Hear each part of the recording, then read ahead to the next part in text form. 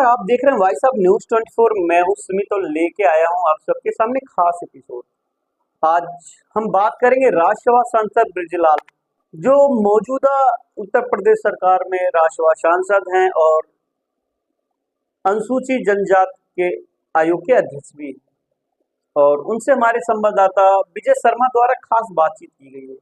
आइए जानने की कोशिश करते हैं उनसे खास बातचीत में कि किस तरह से उनका सिद्धार्थनगर से लगाव रहा है, क्या नाता रहा है सिद्धार्थनगर से, और अपने संसदीय निधि से कितना वो विकास कर रहे हैं सिद्धार्थनगर का।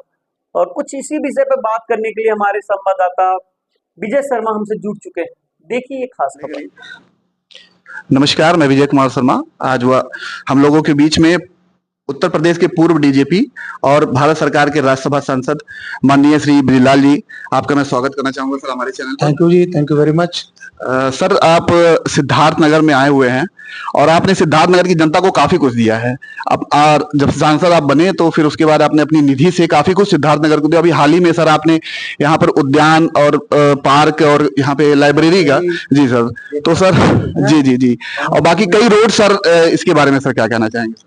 ऐसा, मैं सिद्धार्थनगर का निवासी हूँ।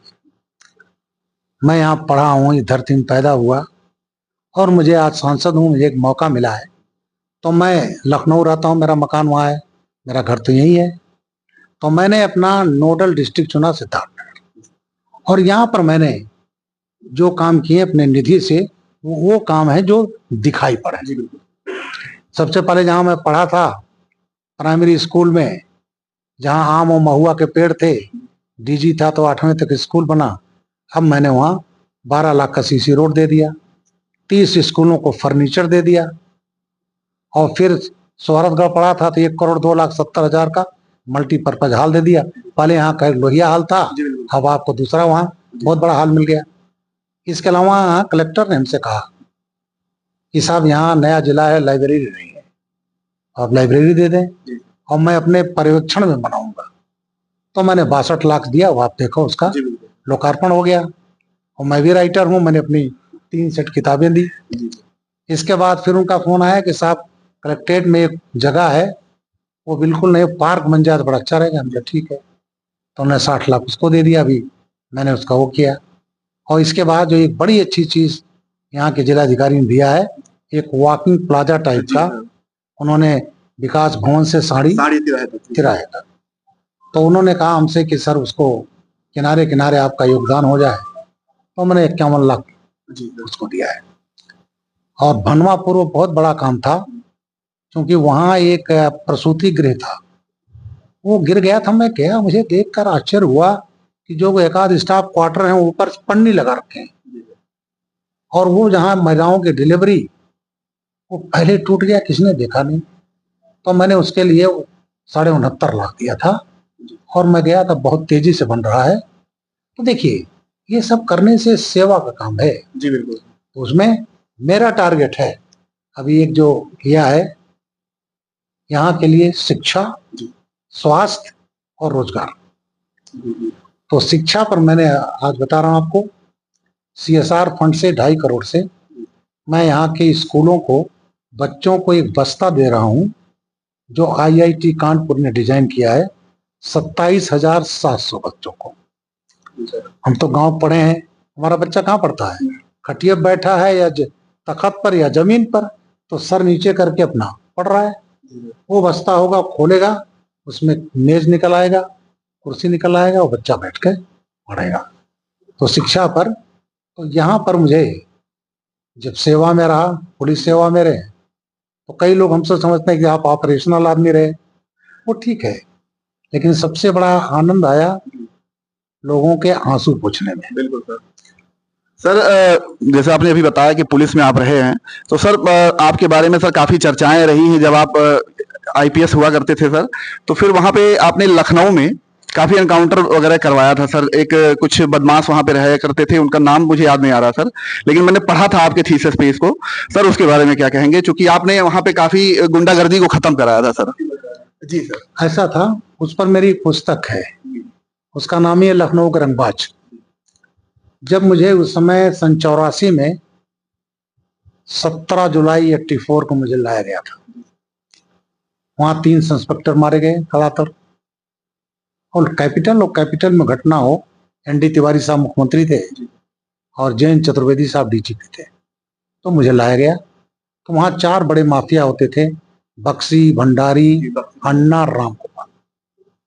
और उस जमाने में ये हाल था, उनके पहुंच राजनीतिक के अलावा अफसरों से थी। तो मुझे तमाम चीजें जब मैं रेड करता था तो यूं मैंने अपने डीएसपी को नहीं बताता था कहाँ जाना है, कैसे जाना है, कहाँ जाना। और फिर मैंने वहां उन सबको ध्वस्त किया और लखनऊ को उस समय माफिया मुक्त करने में। तो हम देखिए यहाँ के कई लोग कहते हैं आप कैसे कर लेते हैं। मेरी एक पुस्तक है पुलिस की बारात, मैं एसएसपी मेरठ था। तो एक बड़ा माफिया था दिल्ली का, उसका नाम था तेजपाल गुजर। दिल्ली में गैंगवार हुआ, उसमें करीब 36 लोग मारे जाते, AK-47 चलती थी। हमारे एक हवलदार मार दिया। एक माफिया था, उसको कांग्रेस पार्टी ने युद्ध का अध्यक्ष बना दिया मेरठ का। वो केस भुगने गया पटियाला हाउस कोर्ट, वहीं तेजपाल गुजर ने पटियाला हाउस कोर्ट में मार दिया। मेरा हवलदार अपाहिज हो गया। फिर वो हमने उसको हमारी प्रेडिसेसर ने मकान दे दिया। मैं गया फ्राइडे, तो उसकी वाइफ उसको व्हील चेयर पर, मैंने उसको रिटायर नहीं किया, मैंने उसको ऑन पेपर दिखाता था, टेलीफोन रिटायर। उसकी जिंदगी बिस्तर पर बीतती थी। तेजपाल गुजर ने जितने विटनेस थे मार दिए करके। अब ये इंजर्ड विटनेस था, हमारे वकील साहबान बैठे हैं, इंजर्ड विटनेस की बहुत बड़ी कीमत होती है। तो उसने क्या किया, किस तरीके से मारा, बड़ा लंबा हो जाएगा। बहरहाल मेरे पुलिस लाइन में एक ऐसा तरीका उसने ढूंढा और उसने मरवा दिया। तो मुझे बड़ा कष्ट हुआ। मैं एसएसपी था और वो दिन था 25 मई 1992। तो मैंने लाश पर कसम खाई, 1 महीने मारूंगा। दिल्ली में हाहाकार, वहां के पुलिस कमिश्नर ने बैठक बुलाई, हरियाणा अफसर, ढलैया अफसर, हम लोग एनसीआर के। तो मैंने कहा मैं मार दूंगा। तो कमिश्नर बोले भाई 3 स्टेट की पुलिस लगी है और आप बड़े कॉन्फिडेंट है। तो मेरे आईजी थे, but is my master killer. और फिर मैंने उसको 28वें दिन मैरिज पार्टी बनाकर मैं घुसा था बुलंदशहर में, शकील अहमद बेट समीरा, और मार दिया था 28वें दिन। उससे मुझे राष्ट्रपति ने गारंटी दी और दिल्ली गवर्नमेंट 1 लाख कैश लगा दिया। तो मैं जब पढ़ता था तब भी टारगेट बनाता था और यहाँ भी टारगेट, और तमाम ऑपरेशन में आपको सर चंबल और उसके लिए भी जी हाँ, इलाके जी हाँ, मैं तमाम ऑपरेशन, बहुत कम आईपीएस अफसर होते हैं जो खुद राइफल लेकर के चलाए। मैंने 19-20 ऑपरेशन ऐसे हैं जिसको मैंने खुद लीड किया। एक हम कहते हैं अगर आप लीडर फोर्स के हैं तो आपको लीडरशिप दिखानी पड़ेगी। ये नहीं एसी कमरे में बैठ करके और आप बोल दो अपने माताओं जाओ वहां। मैं सोचता था जो हमारे सोर्स, देखिए एक बड़ी चीज है, एक मैं नए अफसरों को कहता हूं कि आज का जो एसी गाड़ी, एसी घर, एसी बंगला, ये हमारे अधिकारी, मैं बड़ा एक खराब शब्द कहूंगा, इस्तेमाल करता हूं, ये चॉकलेटी हो गए। हम 82 में जालौन में थे, चंबल गैंग चल रहे थे, तो हम लोग यही 303 राइफल लिए, पीठ पर पानी का बोतल, लाई चना और राइफल लिए 25 किलोमीटर 30 किलोमीटर 45 डिग्री टेम्परेचर में। तो आज के लड़के, आज इलेक्ट्रॉनिक बहुत अच्छा हुआ है, लेकिन जो फील्ड में वर्क हुआ है वो खत्म हो गया, पब्लिक से रिलेशन खत्म हो गए। वही मेरा क्वेश्चन था कि सर जब आप थे तब कानून व्यवस्था में, आपकी कानून व्यवस्था में सर आप उसके लिए थोड़ा ऐसा कानून व्यवस्था में देखिए संसाधन बहुत अच्छे बढ़े हैं जी, लेकिन सबसे बड़ी चीज ये है कि वार में आप मिसाइल से मार दो, मिसाइल से वहां कर दो, लेकिन जमीन पर कब्जा कौन करेगा? मिसाइल नहीं करेगा, आपको हमारा सोल्जर जो है, फुट सोल्जर, वो कब्जा करेगा। तो इसी तरह से ऑपरेशंस में अब तो देखिए टेररिस्ट ऑपरेशन है, नक्सलाइट ऑपरेशन है। इंसिडेंटली मुझे नक्सलाइट ऑपरेशन में भी काम करने को मिला, इधर इस्लामिक टेररिज्म में काम करने को मिला और पंजाब टेररिज्म में काम करने को मिला। तो उसमें एक होता है लीडरशिप। मैंने एज ए एडीजी गोली चलाई है, जो हमारे 4 लोग मारे गए, विक्रम सिंह साहब हमारे डीजी थे, हमारे आईजी डीआईजी इंजर्ड हो गए, क्या होगा? मैं गया। और ये हालत थी डिमोरलाइजेशन की।